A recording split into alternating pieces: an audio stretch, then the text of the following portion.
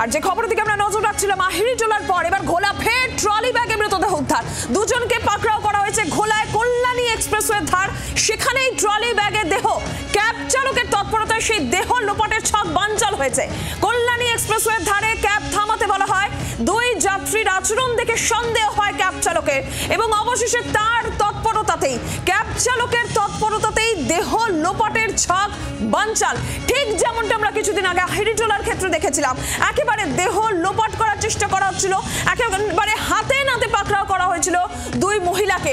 আর একদম সেই ঘটনার রেশ কাটতে না কাটতেই ঘোলাতে একই ঘটনা, আর এবার ক্যাব চালকের তৎপরতায় দেহ লোপাটের ছক বানচাল হলো। ঠিক কি ঘটনা ঘটেছে একেবারে ঘটনাস্থলে যাব। অয়ন ঘোষাল আমাদের প্রতিনিধি সরাসরি রয়েছেন আমাদের সঙ্গে। অয়ন, আহিরিটোলার রেশ কাটতে না কাটতেই কার্যত একই রকমের ঘটনা আমরা দেখতে পেলাম এবার ঘোলায়। ক্যাব চালকের তৎপরতায় দেহ লোপাটের ছক বানচাল হলো। ঠিক কি এখনো পর্যন্ত জানা যাচ্ছে, ঘটেছিল কি?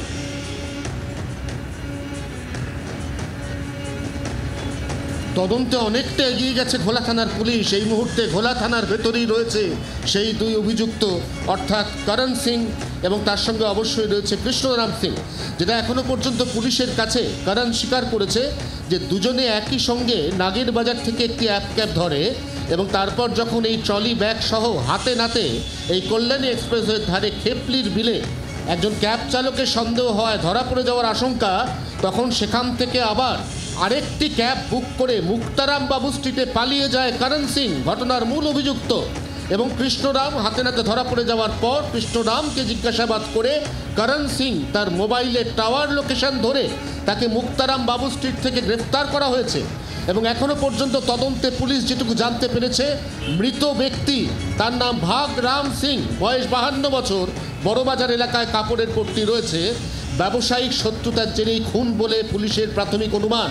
কারণ করণ সিং ভাগ রামের কাছে প্রচুর টাকা পেত, দীর্ঘদিন ধরে তাগাদা করছিল, কিন্তু সেই টাকা সে ফেরত পাচ্ছিল না, তাই আক্রোশবশত সে খুন করেছে। এবং তারপর খুনের পর দেহ লোপাটের চেষ্টা করা হয়েছে বড়বাজার এলাকা থেকে হলুদ ট্যাক্সি করে নাগের বাজার এলাকা থেকে এক ক্যাব বুক করে এই ক্যাবের ডেস্টিনেশন লোকেশন দেওয়া হয় কল্যাণী। অর্থাৎ ক্যাবটি বুক করা হয়েছিল তখন বলা হয়েছিল যে তিনি কল্যাণী পর্যন্ত যাবেন, কিন্তু কল্যাণী যাওয়ার পথে মাঝ রাস্তায় একেবারে নির্জন এই খেপলির বিল এলাকা, সেখানেই এই ট্রলি ব্যাগে বন্দি দেহ ফেলে যাওয়ার পরিকল্পনা ছিল, যা হাতে নাতে ধরা পড়ে গেল এই ক্যাব চালকের তৎপরতা এবং উপস্থিত বুদ্ধির জেরে। আমরা আবারও দেখাতে যাব ঘোলা থানার ছবি। এই থানার ভেতরেই লকআপে এই মুহূর্তে রয়েছে করণ সিং এবং কৃষ্ণরাম সিং, যাদেরকে জিজ্ঞাসাবাদ করে প্রাথমিকভাবে খুনের প্যাটার্ন এবং খুনের মোটিভ সম্পর্কে মোটের ওপর নিশ্চিত হতে পেরেছেন তদন্তকারী আধিকারিকরা। অয়ন, ধন্যবাদ তোমাকে। আর সেই ক্যাব চালক যার তৎপরতায় এই দেহ লোপাটের ছক বানচাল হলো এবং যার দুই যাত্রীকে দেখে সন্দেহ হয় এবং সে পুলিশের দৃষ্টি আকর্ষণ করে এবং অবশেষে একদম একজনকে হাতে নাতে পাকড়াও করা সম্ভব হলো। আমরা শুনবো সেই ক্যাব চালকের বক্তব্য, তিনি কি বলছেন।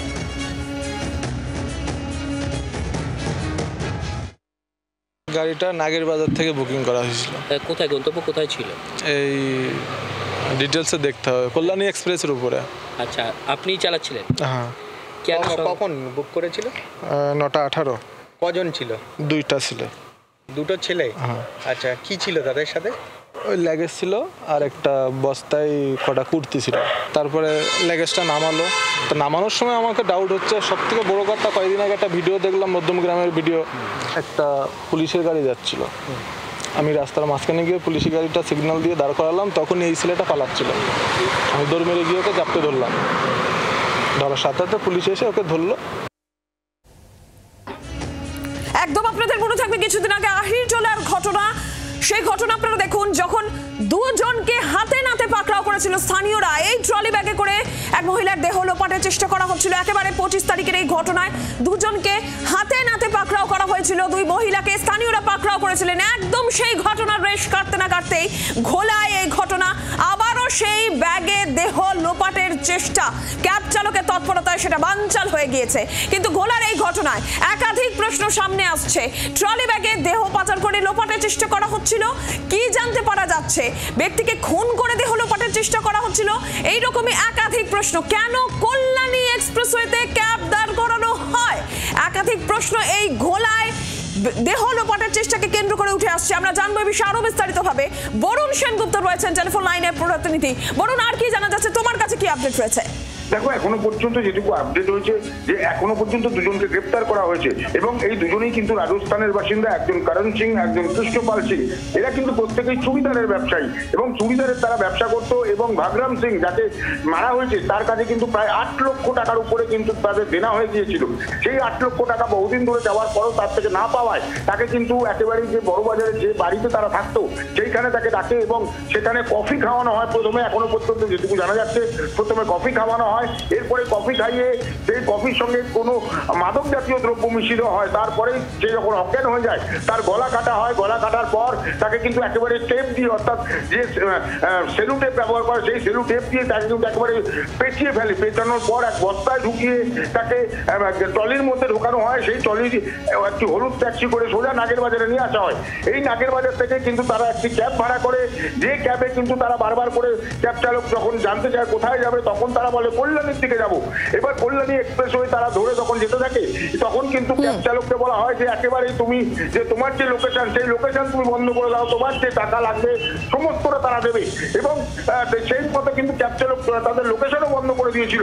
লোকেশন বন্ধ করার এবং ক্যাব চালকের সন্দেহ হওয়ায় কিন্তু ক্যাব চালক তৎপর হয় এবং সেই দেহ লোপাটের ছক বানচাল করা যায়। ব্যবসায়িক শত্রুতার জন্য এই ঘটনা ঘটে থাকতে পারে, এখনো পর্যন্ত পুলিশ প্রাথমিকভাবে অনুমান করছে। বরুণ, ধন্যবাদ তোমাকে। বাংলার আওয়াজ, বাঙালির আবেগ, জি 24 ঘন্টা।